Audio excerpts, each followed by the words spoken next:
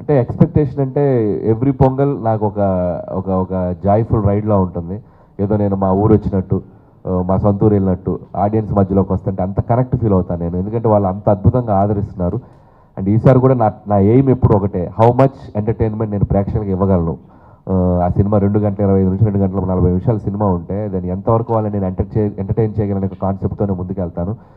So వాళ్ళు అంతే విధంగా దానికి ఆదరిస్తూ వచ్చారు. మీరు అన్నట్టు ఈసారి చిరంజీవి గారు త్రూ అవుట్ ఫిలిం ఆయన భుజాల మీద తీసుకెళ్తూ అద్భుతంగా మిమ్మల్ని ఎంటర్టైన్ చేస్తారు. అలాగే లాస్ట్ ఒక 20-25 మినిట్స్ విక్టరీ వెంకటేష్ గారు జాయిన్ అవుతారు. ఇక వాళ్ళిద్దరు జాయిన్ అయ్యాక నేను దాని గురించి ఎక్కువ చెప్పలేను. అండ్ ఎందుకంటే దాని తాలూకు ఎగ్జైట్మెంట్ మీరు థియేటర్లో చూస్తేనే బాగుంటుంది. That's all.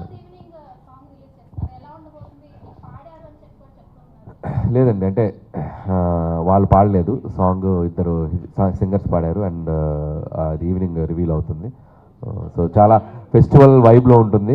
సంక్రాంతి అనగానే ఒక వైబ్ మనకి, సో ఖచ్చితంగా ఒక ఫెస్టివల్ వైబ్లో అయితే ఉంటుంది. ఇద్దరు హీరోలు ఒక ఫ్రేమ్లో కన్నుల పండగగా ఉంటుంది. అండ్ ఒక పండగ అటైర్లో పంచా చొక్కా వేసుకొని మనకు మనం సెలబ్రేట్ చేసుకున్న స్టార్స్ ఇద్దరు కలిసి డ్యాన్స్ చేస్తుంటే ఇట్స్ లైక్ ఐ ఫీస్ట్లా ఉంటుందండి. బేసిక్గా చిరంజీవి గారు ఉంటే ఆయన అడిగే వాళ్ళం ఈ క్వశ్చన్, ఆయన లేరు, మిమ్మల్ని అడుగుతున్నాం. ఈ మూవీ కోసం ఆయనంతా హార్డ్ వర్క్ చేశారు.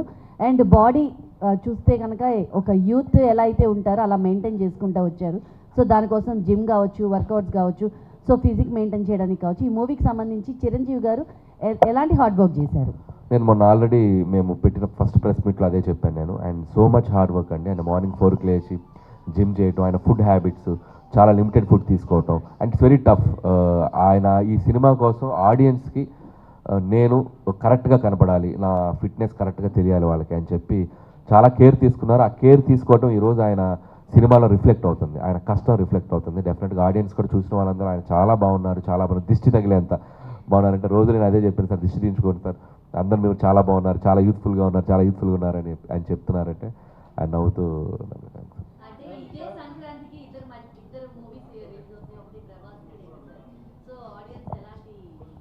సంక్రాంతి అనేది ఇట్స్ లైక్ మూవీ ఫెస్టివల్, ఒక సినిమా కాదు. సంక్రాంతి అంటే పండగ సినిమాలు, ఒక సినిమా అని కాదు, 4-5 సినిమాలను పండగ తీసుకుంటుంది. దాంట్లో ముందుగా రెబల్ స్టార్ ప్రభాస్ గారితో బోని కొట్టబోతుంది సంక్రాంతి.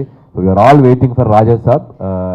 అందులో డార్లింగ్ ప్రభాస్ గారు ఒక స్ట్రాంగ్ ఎంటర్టైన్మెంట్ జోనర్. ఆయన కూడా ఆఫ్టర్ లాంగ్ టైం అంటే pan India films, action films చేశారు.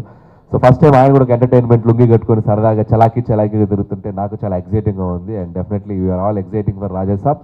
మాకంటే 3 రోజుల ముందు రిలీజ్ అవుతుంది. Wishing them all the best. And Prabhas garu and Maruti గారు అండ్ పీపుల్స్ మీడియా విశ్వప్రసాద్ గారికి నా బెస్ట్ విషెస్ చెప్తున్నాను. Hope they'll open the Sankranti with a blockbuster, then we will continue that.